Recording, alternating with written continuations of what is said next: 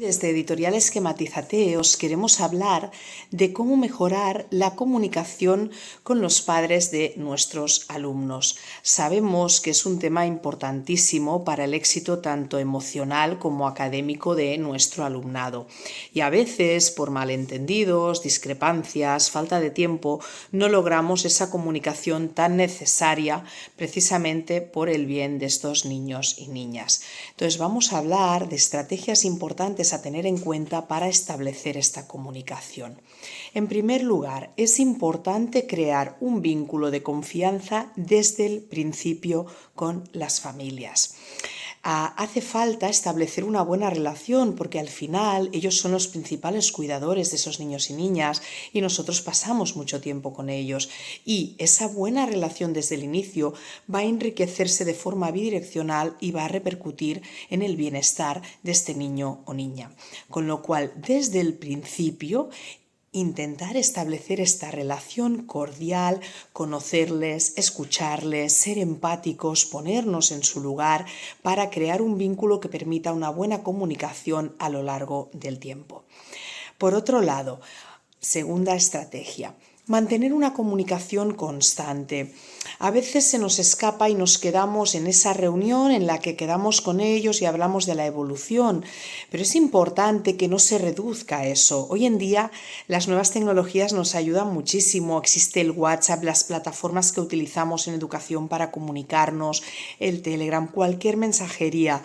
Es importante que vayamos trasladándoles a las familias la evolución de sus hijos más allá de esa reunión, pequeños logros que hagan, cosas que nos han podido sorprender, porque poquito a poco ellos irán haciéndose la idea de cómo evolucionan y también nos trasladarán a nosotros situaciones que nos pueden ayudar a que mejore su aprendizaje o su salud emocional.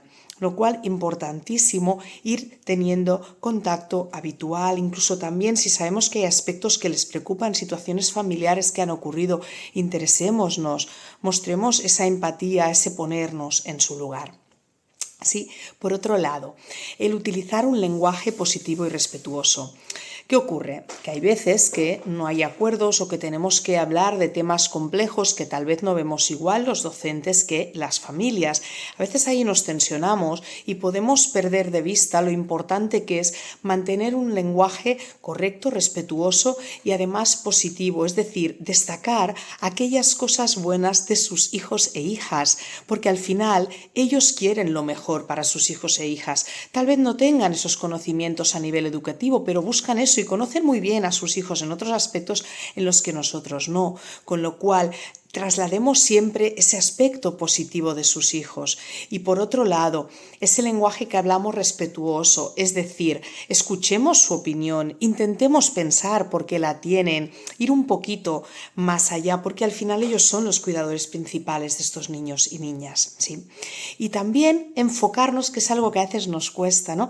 Enfocarnos en buscar soluciones y no en hablar más veces del problema. Es decir, si hay una situación compleja, intentemos juntos, familias y docente, llegar a soluciones posibles en las que estemos de acuerdo todos y que repercutan en el bienestar de ese niño o esa niña, que al final es la prioridad.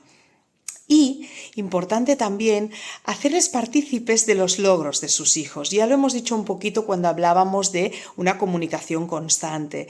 Es importante que cuando ese niño logra un aprendizaje que estaba siendo difícil o que hemos hablado con los padres que estaba costando, se lo hagamos saber, y se lo hagamos saber de forma emocionada, lo contentos que estamos que eso ha sido así, aparte de también felicitar a esa criatura, ¿sí?